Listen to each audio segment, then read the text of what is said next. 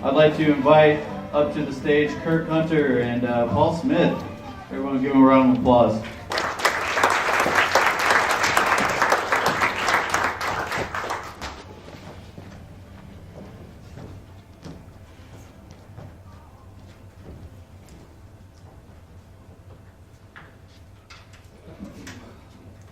All right, we're here. I'm Kirk Hunter.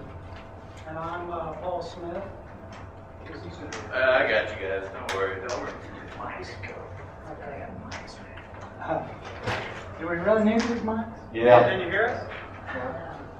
Okay. Is that better? Sound of my voice here? Oh. Am I Do we out? have- Am I out? Can you hear me? Do we have- Oh, no worries. Hold on to it. I'll boom my voice. I think I'm good. I'll be asking the questions here, but let me start it off. I mean, or Paul, Kirk, whichever one of you wants to start it off. Take us back to 1984, working on the set. What was 1982? 1982. My Yeah, bad. My bad. I just got off a film called Mongrel, and doing the special effects, makeup, art direction, making dead dogs for a gentleman by the name of Bob Burns, who goes back to the original Texas Chainsaw Massacre. He was the art director on that, and all the old awesome folks, a lot of them is still around. Chainsaw, Ed Neal, who's the other one, Kirk? Bob Burns and Yeah, Bob Burns, Ed Neal, Alan Danager. He, I think he still does three-ring service. They were the original cast. And so, who are you working with? You guys working with each other on the set of Blood Simple. I mean, any memorable characters? well, I got a call from Lauren Bivens, and that's why the little object in there, the Leviator, is named Lauren. He's a professor at UT, and I had been working on a lot of little productions and with some of my friends out of UT. I went to UT Film School, and Lauren Bivens was a professor over there teaching, and he also was, you see him in the film with a megaphone in it, so he's in the bar. He also, coaxed the Coen brothers to come back down. They've been to UT, back down to make a movie, and I got a call from Lauren, come on over and work on this film because you need credit, and that's what you want to do.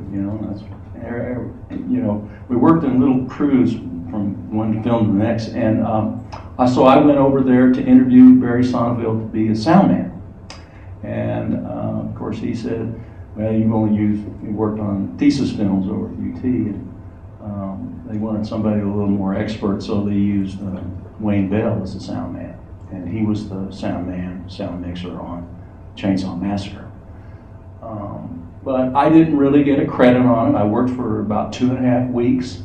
I got 33 days. I got $33 a day, which was more than most people. And I worked from like 7 to about 3 in the afternoon. So I was in the daytime. When you see all of the walls, me and my brother went over there, Michael Peel, the storyboard artist, went over there and painted all those walls in the Pecan Street Cafe. It was above the cafe. It's still there. You see those windows. And so we had to paint them all, and then we had to age them. So I learned how to set dress and age walls with newspaper and bucket of water, and we just aged all that. And in that last scene where they kill him, it's kind of interesting. That's like 3 locations. It's in the back of the bar. It's also Pecan Street, and it's also out at Howard Lane. Yeah. And back of the bar, was that the bathroom scene? At Dessall Hall. The bathroom scene was out at Howard Lane. They they rented a warehouse, and they built all this parquet floor and all that bathroom was built with Paul Smith and all that. Yeah, that, well, actually, that set. That was the last scene with the last blood on Emmett Walsh when Abby shoots him, and I was in charge of all the blood, and it was a whole day there, and there was a makeup artist, Gene Black, that was in charge of the regular makeup, and it was so cold we had to be outside as they were shooting inside. And I said, there's just no reason for me to be here. You know, you can put, if they're just going to put a little blood on there, go ahead. Here, Gene, you do the blood. Well, Gene did do the blood, and you know, a couple years later, I come back. You know, they show the film and all to us, and you know, everything's fine in my eyes, you know, as far as the blood and everything looks pretty good. Did you like the blood, by the way? So is there enough blood there? But that last scene, there's Emmett on the floor and everything, and I'm looking at that blood. You know, the blood on his cheek looks fine, and I'm looking, man, that kind of looks like chocolate syrup to me. And I'm cringing. I'm saying to myself, "Gosh, maybe I should have been there." But that was the last thing. So mainly what I did was I was like on the swing crew of the art department, PA, production assistant. Everybody was just doing props and art. I had to clean up all the blood and tear up all the parquet. And, you guys became great pals then. no, I never I didn't really stick around that much. I was in and out. Yeah, everybody was. Yeah, the furrows in the out at the farm.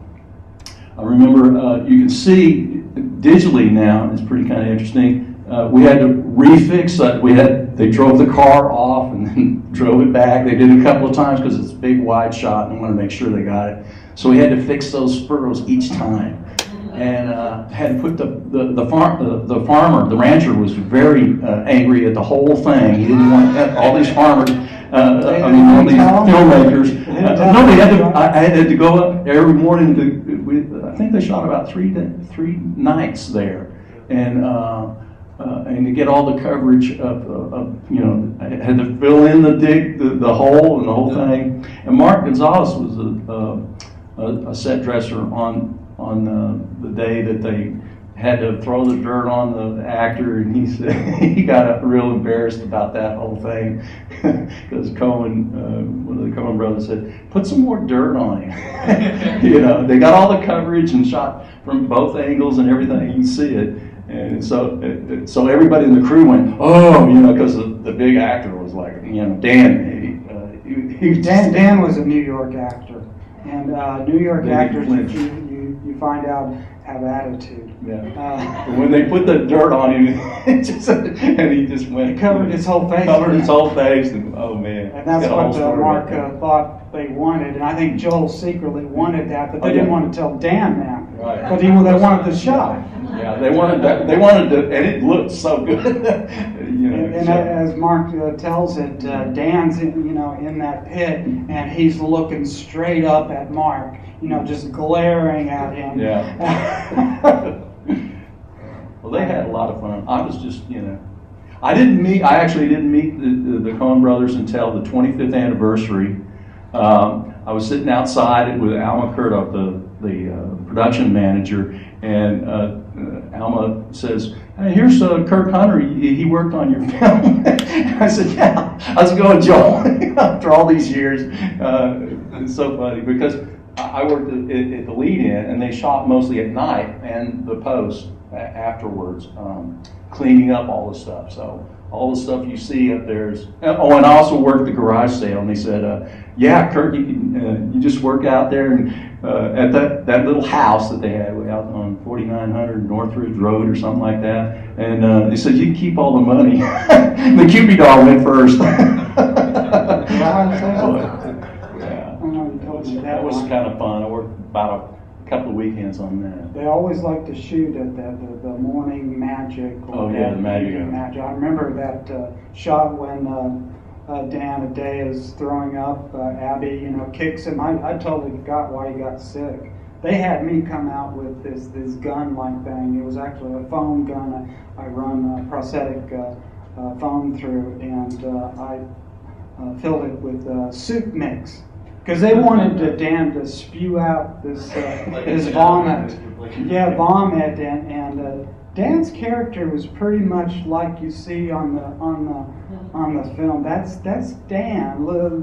But I was in and out. I'm sure he has a lighter side. Maybe he's a method actor or something. But he was not a happy camper that day. He was, what's in this soup? It's making me ill, And I assume they didn't use. I thought they used the spewing out, but I guess not. Well, when he vomits over. Well, the last shot. I remember he just give it to me, and I'll just. God. But I had a whole machine for that too. And you were telling me also you worked on the scene with Emmett Walsh, he's trying to reach the. Oh yeah, the ape scene. Joel basically told him, everybody's questioning, man, he's got to reach a long ways around. Yeah, this is the ape scene. You kind of your arm kind of grows and stretches around it. And Paul, I need this knife to go through Emmett's hand, and so I had to make two apparatuses: a mechanical hand that did this with a hole in it, so the knife could go through initially, and then a prosthetic knife that had a loop that the actor could put his hand through. And so you're seeing the real hand and the mechanical hand. And I think Joel might have said to Emmett, well, if Paul's thing doesn't work in your contract, it's we get to use your real hand. Yeah, they were real jokesters. It was so funny. In one evening, I went over there to work. Rachel Lynch, a friend of mine from college, had to guard all this like $10 million worth of camera equipment up there at the Pecan Street, and she said, I can't stop any robbers from coming in here. There's a lot of, it's totally low budget, but Tell me about, I wasn't there, but 1984, Austin, Texas, and comparing what the industry is now here in Austin. Oh, yeah. It's great film presence. well, I've worked. Huge difference we're missing. Oh, extremely. I mean, the only thing that anybody heard about. I lived in Austin all my life. I was briefly in the Navy, and it's so funny. I went to UT. There weren't very many big films. The Best Little Whorehouse and Roadie came to town, and little small time films. So there wasn't very much work to work on big movies, and you had to get in the union to work on a Willie Nelson film or something like that. So I worked as props. I got a lot of commercials, and I worked on a Texas Commerce Bank commercial, and I also met Jonathan Demme when he came down to do pre-visualization, they call it now, for the Stop Making Sense. And I met him through, I was working basically with Brian Hansen and David Boone, and that's how I met Paul Smith. Did we meet him? So far back. This is 30 years. A long time. Yeah, I know. It's a long time ago. Didn't really know him on the film. We just everybody knew that we were working on. There were a couple of groups of film crew, and ours was one. You, me, Gene Black, who now works. That makeup artist that I thought kind of destroyed that last scene for me. She's now Brad Pitt's personal makeup artist, a multimillionaire. Yeah. Yeah, there's just not very much work in town. So you did commercials, you worked on little videos and stuff like that. There were a couple of film houses, productions that were doing narrative films. We were always running into each other. Mm-hmm. I mainly worked at Austin Access TV, teaching camera and editing. And that was just part-time stuff. I did construction. It's just I was working in a costume shop when they said, "Hey, let's work on Blood Simple," and I said, it's a low budget. Nobody knew them. Yeah. Did you work on Marvel? I didn't work on Marvel. Well, I was working Mongo. I was doing actually two gigs. I was doing commercial animation, actually full time. And then occasionally I was working, what do they call it, contract. And so, job finished and I had a little time. And, Mongo came. That was my first. And my second was Blood Simple. They saw my work. They liked it and all. The prosthetics. I do prosthetic art, storyboards, and everything. They chose me for the blood and guts, which was fine. They were fun to work with. But there was not very much work in town, so Yeah. As far as the big things that would come along, you wanted to work with the local crew, and there was only a couple of real film crew. It was, still like it is today. It's not. It's it's kind of like non-union stuff and. You guys have really, contributed a lot. Oh yeah, that was a blast because after finding out how well it did, everybody said, "Oh yeah, I got a little more respect."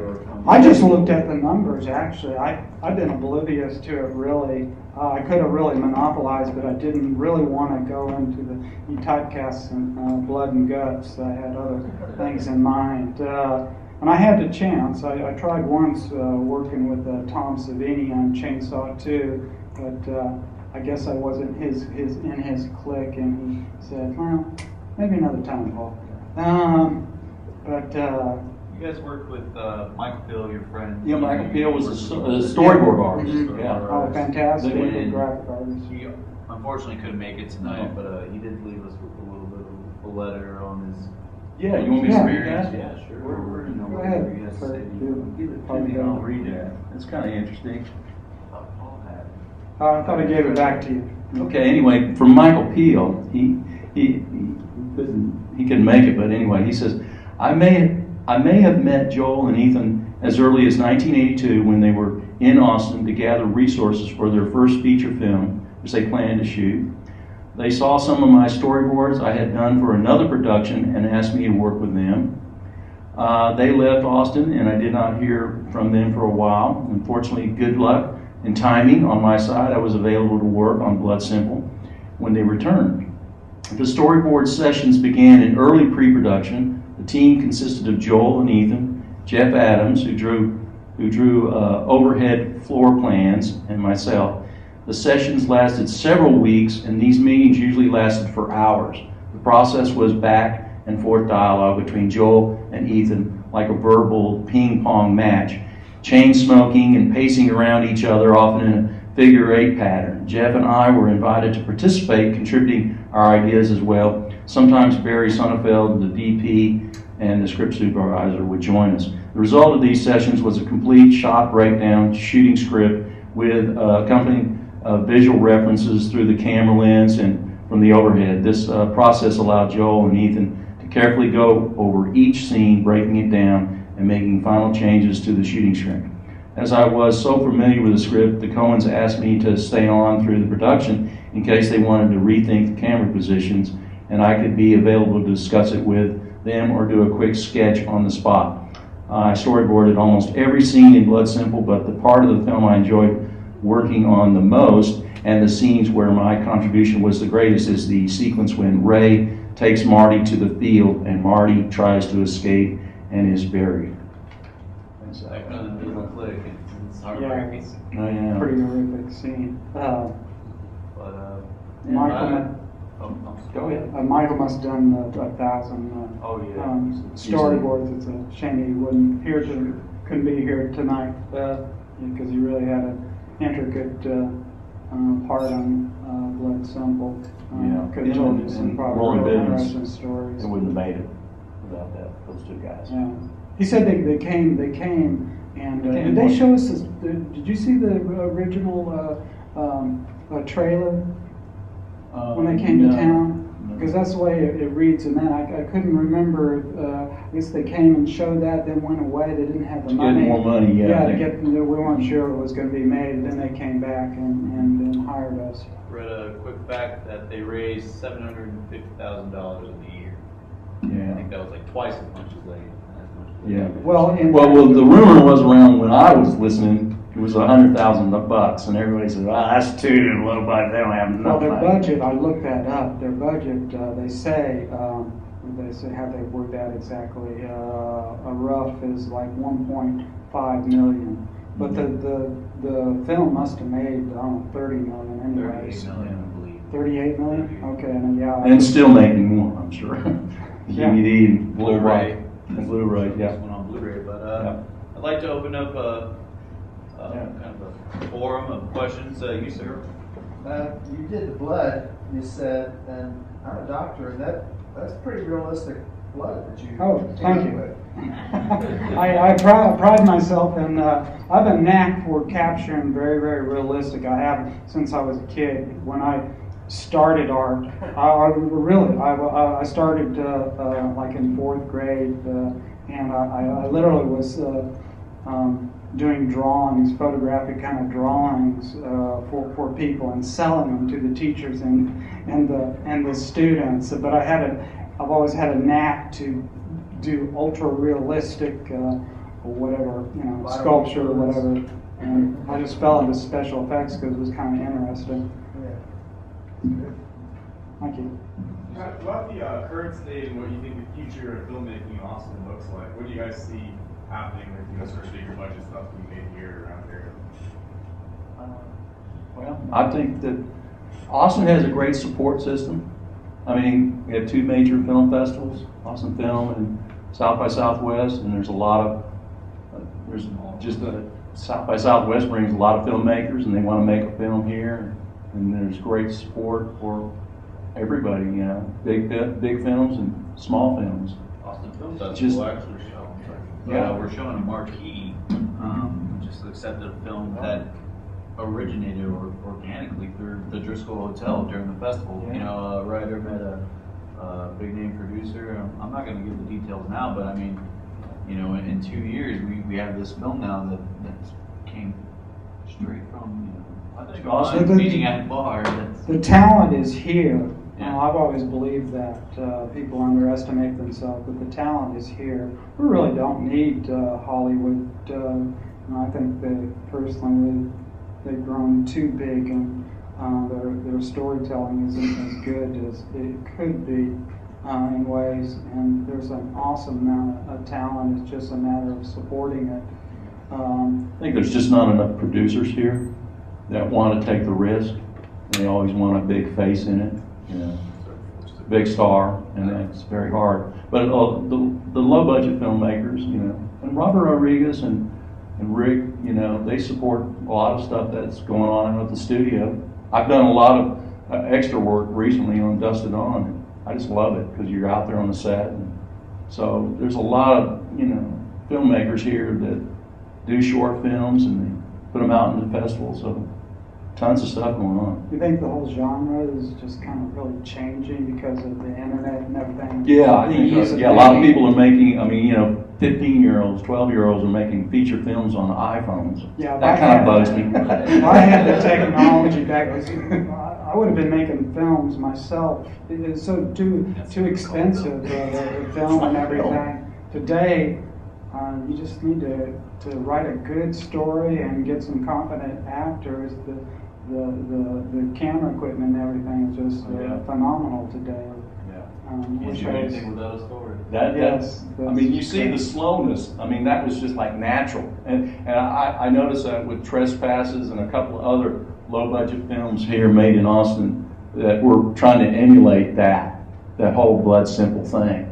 And it's kind of interesting how it kind of stayed that way. We'll make an old Texas movie, and Willie Nelson made all his, Red-Headed Stranger and crazy stuff like that.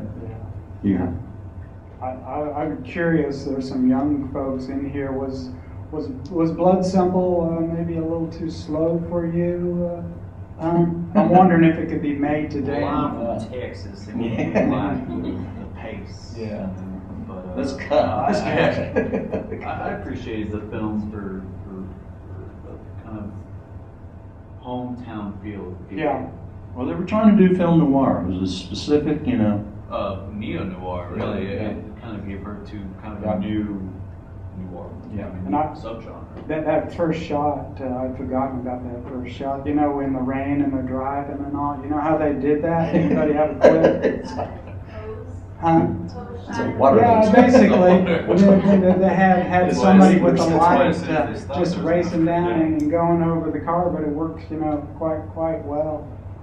Captured the light on it, right, which it did. Yeah, It was a yeah, good it shot. was a cheap but effective shot. Another interesting thing they did that was different was some of their camera work. The kind of shaky cam. They put a camera on a board, and then two guys would run it along and over the car and everything. That's It how they made did the for newspaper. some really unique shots. And When you discovered Marty in his office, I thought there was some pretty good camera work, especially with Yeah. the gun. oh yeah, Yeah.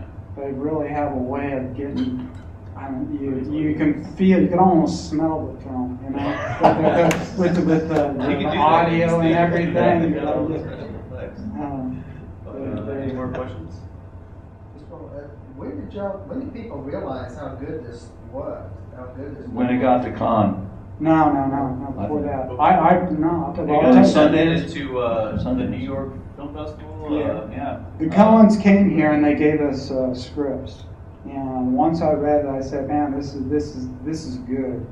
I've read a number before that, and that just really standed out. And I saw it was gonna, if they put down what they had on paper, and they did, and above that,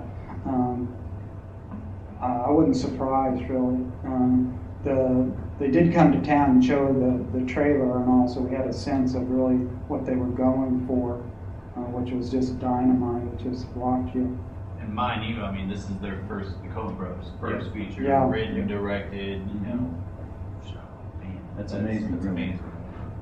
Now, did they do a thesis film, or was that their kind of thesis before That was that? kind of their thesis film, yeah. They had another little short that they shot on Super 8, I think, but, you know, that was it. Yeah, that's storytellers. They had the help of UT. Yes, ma'am. So they were both brothers from New York who went to UT together? Yeah. They kind of studied Mhm. Yeah, yeah. Did they start at UT? Or? They didn't start at Yeah, UT. they didn't start at UT. I think they went to a place in, But they did go Michigan, because they met or him. something like Well, that. they go and drop out and Yeah, came yeah, back got and him out, kept and the that's it. connection with Lauren. They probably got a little talk to with Lauren Bivens and said, you know, you can make a movie and you can make it cheap and you can get all your friends together. Well, I'll help get some students. I think that's what happened. That's still the same story here. in Yeah, it's the Austin. same story. You gotta gather your friends around. And it's still cheap. Yeah. Yep. Gotta get a good script though. Yes, sir. I thought the lighting was fantastic. I thought the lighting really Oh, yeah. moved the movie.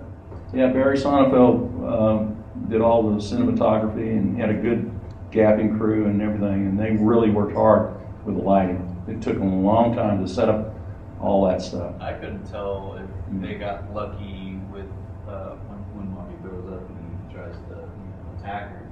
Uh-huh. But I mean, was that just natural light? Well, that was that morning light that they were, you know, and then they had a few little lights that they put in there, but they a lot of those, yeah, but they were. Yeah, they were up at. I remember Right on. that scene too, because I had that vomit scene, and they told me one location, it wasn't the right location. And I knew the importance of, you had to be there, you know, before the sun comes up. And so I get to one location, oh my God, I'm not at the right place. So I'm racing further north to that location. And I'm flying over hills, over those speed bumps and stuff. But I got there and it wasn't a big deal. Yeah. Then they cut my scene. Of course. Oh, I know what big change in Austin is. I can't get down Mopac as quickly. I used to be a production assistant and props, and I worked on a lot of commercials and stuff.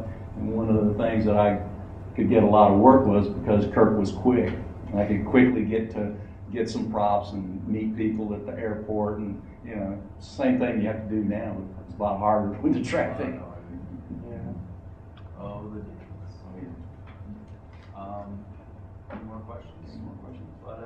That's it. Am I right in recognizing that they did a shot on top of Mount Hill? Yes, Mountain Hill. The most difficult thing, I went up there just to check out what they were doing. They didn't need any sets that day, but yeah, the most difficult part was getting the okay from the city and Travis County to get the cars up there. Because although back in the day you could drive around that corner up there, but you really couldn't go up to the edge, and they wanted to get permission, and that was kind of a couple of week wrangling. We had go through UT. Heartbreak Hotel. I worked on Heartbreak Hotel for about 3 days. Yeah. Is it more coming on? Down on 290 and wide. Well, thank you everyone for being here Yeah. tonight.